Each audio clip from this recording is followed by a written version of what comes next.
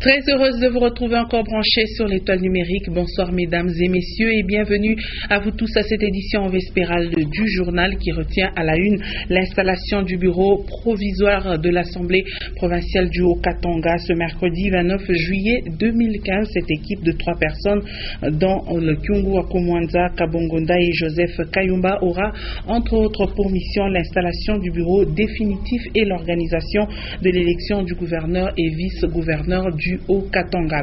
Et en sport, vous le savez, l'actualité, c'est le championnat provincial de basketball, donc la finale qui s'est jouée cet après-midi au cercle hellénique de la ville montagneuse de Likasi. Encore une fois, le BC Mazembe, champion provincial du Katanga, et ce pour la 5e fois consécutive, il s'est imposé face au quartier mission 68-45. Une fois de plus, bonsoir et bienvenue à ce soir actualité. Le bureau provisoire de l'Assemblée provinciale du Haut-Katanga a été installé ce mercredi 29 juillet 2015 au bâtiment du 30 juin. C'est une équipe de 3 en fonction de leur âge qui présidera à la destinée des élus du Haut-Katanga. Le bureau des honorables Antoine Gabriel Kyungwakumwanza, René Kabongondai et Joseph Kayumba Ars aura pour mission de valider les pouvoirs, élaborer les règlements intérieurs, installer le bureau définitif et organiser l'élection du gouverneur et vice-gouverneur. Et c'est sans surprise, la date des dépôts des candidatures aux élections des gouverneurs a été reportée au 21 août prochain. Conséquence directe de ce report, tout le calendrier de ces élections est réaménagé de fond en comble.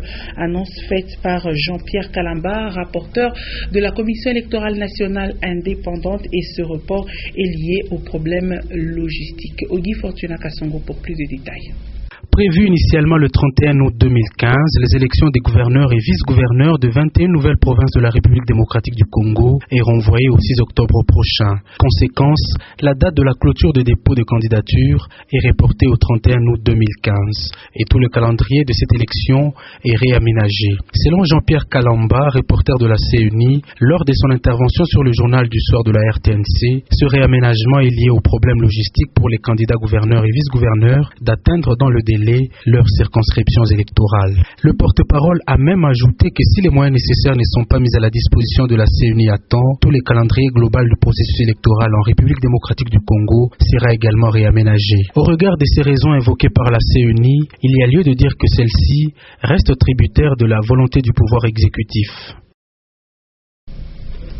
Et les cérémonies de collation des grades académiques et clôture de l'année ont débuté ce 29 juillet et iront jusqu'au 31 juillet 2015. Ce mercredi, c'était le tour des institutions supérieures privées d'organiser cette cérémonie. Les responsables des instituts supérieurs privés, leurs étudiants et membres de famille se sont retrouvés à l'amphithéâtre de l'université de Lubumbashi. Demain, ce sera le tour des instituts supérieurs publics et l'université de Lubumbashi procédera à la clôture de l'année académique le 31 juillet prochain. C'est généralement lors des manifestations festives telles que les collations des grades, les mariages et les fêtes d'anniversaire que la mousse de fête est utilisée. Les spécialistes en santé publique renseignent que l'usage fréquent de la mousse de fête cause des maladies respiratoires comme l'asthme. Suivez.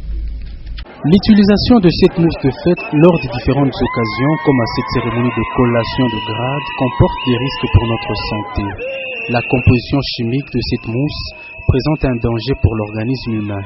Il y a des gens qui sont allergiques. Il ne faudra pas, parce que vous avez aspergé la poudre, et que quelqu'un puisse devenir après asthmatique. Et quand il va souffrir, vous ne serez pas là.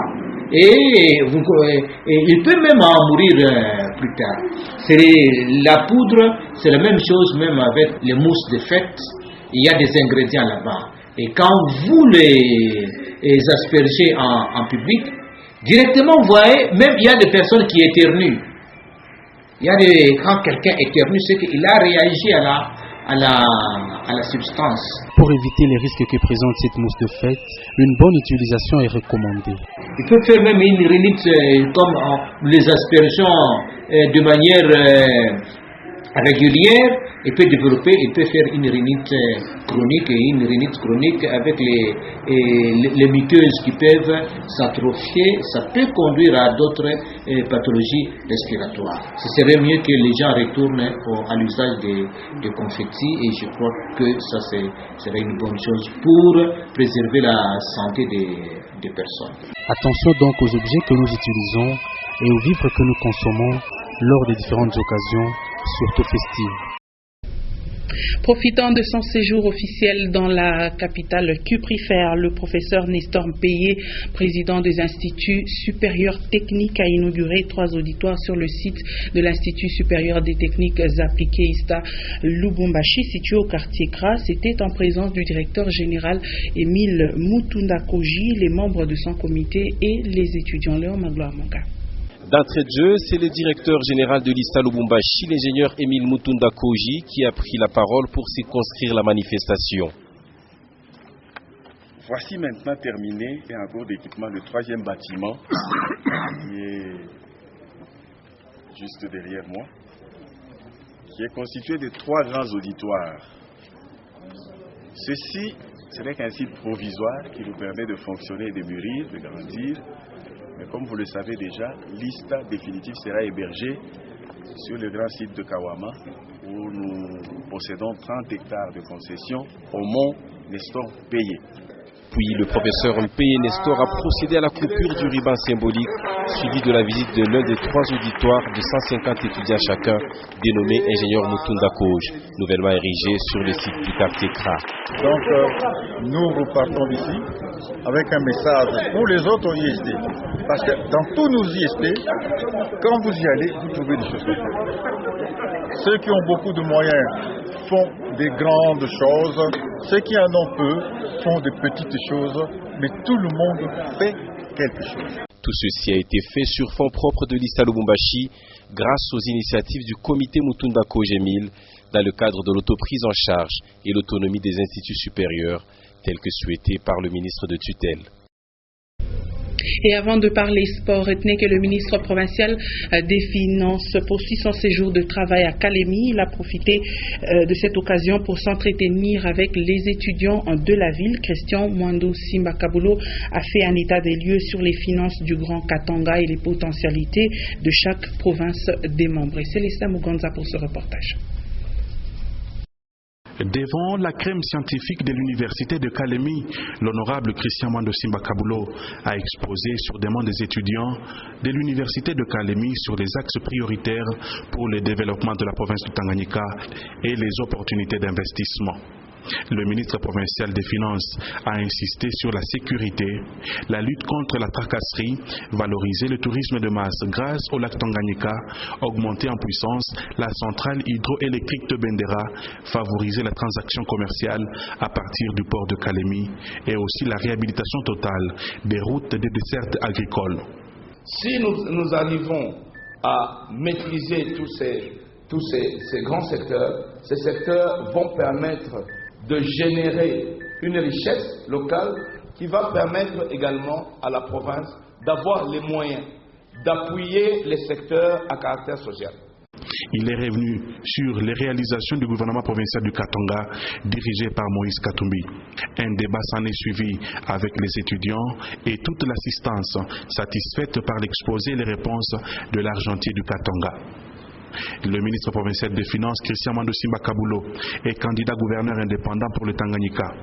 Ces hommes et femmes du monde intellectuel de Kalemi se sont fait une idée sur celui qui a contribué au succès du gouvernement Katumbi.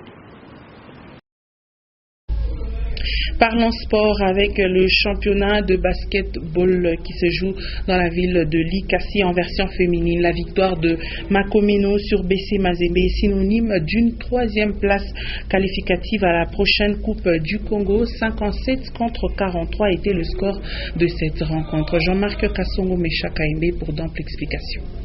L'enjeu de cette rencontre Mazembe-Makomeno était la 3e place au classement final. Une 3e place qualificative à la prochaine Coupe du Congo prévue à Kinshasa. Sur terrain, les deux équipes ne vont pas se faire des cadeaux. Clarisse, Priska et Tété mettent déjà de leur côté toutes les chances de qualification On s'est donné à fond dès le premier carton. 19 points contre 8. Mazembe n'est compte que sur les performances des Tabita et Gaël Lutumba, les seules joueuses de Mazembe à sortir du lot. 27-15 score à la pause en faveur du Makomeno. La deuxième période est très tendue. Des décisions des arbitres contestées par le BC Mazembe. La rencontre connaît une interruption à la 9e minute du dernier carton. Makomeno mène par 57-43. C'est une violente contestation qui est observée. Le secrétaire Gaspilou Bangui est même exclu des installations du cercle hellénique. Le match reprend, toujours sous fond des crises. Et Makomeno s'impose par 57-43. Une fin des matchs également plus qu'agitée. Mais dans les camps Makomeno, la joie est très grande pour saluer cette troisième place. Une troisième place précieuse pour jouer la Coupe du Congo.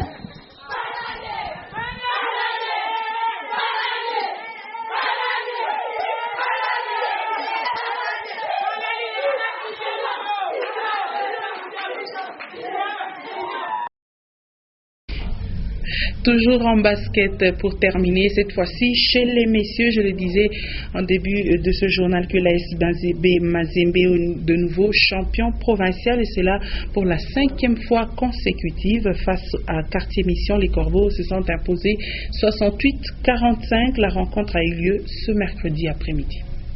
Le BC Mazembe, une fois de plus, sur les trônes du basketball au niveau provincial.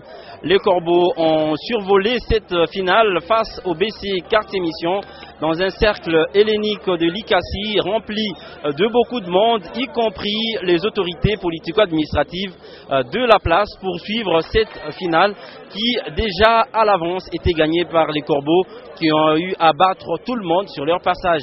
La différence est que en cette finale, Mazembe a été incapable de réaliser un score à 3 chiffres parce que très serré par cette formation de Quartier Mission avec un certain Alex et Makeo.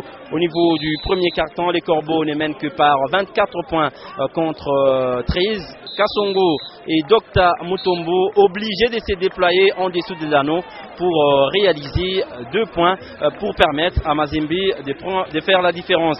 Au niveau du deuxième carton, c'est Quartier Mission qui se révolte. 2 paniers et demi en faveur de cette équipe de l'ICACI. 13 points contre 10 pour la formation du coach Alain. Et c'est au niveau de la deuxième période que les Corbeaux vont créer la différence. 15-13 puis 19-6 pour un total de 68 points contre 45. Du côté Mazembe, on est satisfait de cette victoire parce qu'il s'agissait de préparer bien la Coupe du Congo. Oui, c'était facile, du début jusqu'à la fin. Et en venant à l'ICACI, nous nous sommes dit, nous sommes fixé un objectif de rafler le titre parce que ce championnat provincial était pour nous considéré comme une séance d'entraînement. Vu qu'on ne s'était pas bien entraîné, nous nous sommes dit, nous nous préparerons concernant ce championnat provincial pour bien aborder la Coupe du Congo. Et du côté du quartier Mission, le président ainsi que le coach Alain sont satisfaits de cette deuxième place parce que l'équipe ira jouer la Coupe du Congo d'ici le mois d'août dans la ville-province de Kinshasa.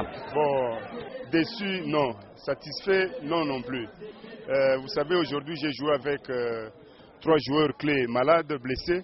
Alors, contre une équipe aguerrie comme Mazembe, on ne pouvait pas faire mieux. Très satisfait. Vous savez que ça n'a pas été facile pour une équipe de l'ICACI de sortir vice-champion du Katanga. Ça n'a pas été facile, franchement. Et à la Coupe du Congo, vous y allez avec quelle ambition? Défendre notre titre de vice-champion. Et dans la version féminine, le trophée a été conservé par le BC Aradi. Comme vous allez le constater sur ces images, l'équipe de Willy Kalenga a reçu son trophée demain du maire le Mwanangwa Ntalasha. Le trophée reçu par la capitaine Sandra Masengo. Un trophée qui vient récompenser les efforts d'une équipe qui se prépare également à aller jouer la Coupe du Congo ainsi que les éliminatoires de la FIBA Zone 4. Depuis la ville de l'ICACI, Meshak Kayembe et Jean-Marc Kasongo pour Nyota, Radio et Télévision. Et c'est complètement terminé avec cette édition du journal. Merci mesdames et messieurs de nous avoir suivis. Les prochains rendez-vous, 21h les news en version française, 21h15 celle en version anglaise, et à 23h Patricia Naïsmaouka va vous informer. Moi je vous retrouve demain à 17h30 et 19h avec ce même et réel plaisir. Bonne suite de nos programmes.